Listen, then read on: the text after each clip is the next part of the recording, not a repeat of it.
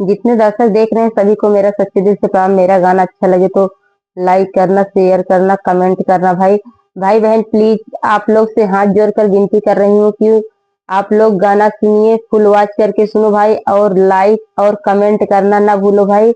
हमें कमेंट में बताओ आप लोग कि मेरा गाना कैसा लगता है।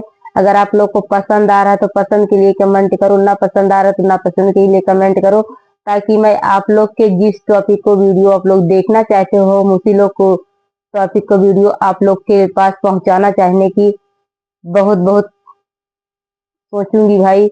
आप लोग इसीलिए फुल वॉच करके देखो, लाइक और कमेंट जरूर करना प्लीज। हाँ, आप लोग से विनती है, हमको भी पता चले हमारे कौन से भाई बहन देखते हैं, कौन से भाई बहन नहीं देखते हैं, तो आप लोग कमेंट जरूर करना।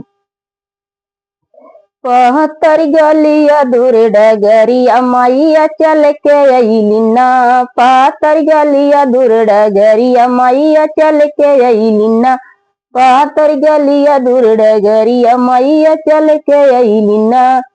आवते आवते मैया बागिया म पहुँचे, आवते आवते मैया बागिया म पहुँचे, देख अढ़उल के फूलवा मैल भाई गईली ना, देख अढ़उल के फूलवा मैल भाई गईली ना, देख अढ़उल के फूलवा मैल भाई गईली ना। पातर गलिया दूर डगरिया मैया चल के अइली ना, पातर गलिया दूर डगरिया मैया चल के अइली ना, पातर गलिया दूर डगरिया मैया चल के अइली ना।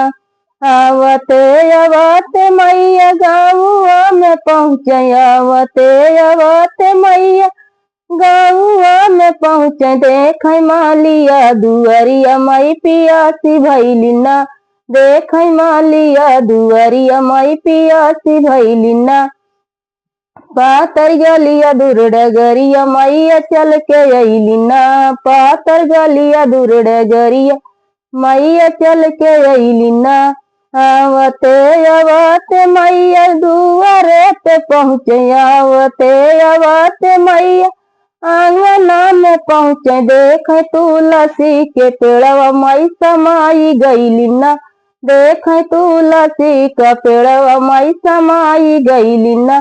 पातर गलिया दूर डगरिया मैया चल के अइली ना, पातर गलिया दूर डगरिया मैया चल के अइली ना, पातर गलिया दूर डगरिया मैया चल के अइली ना।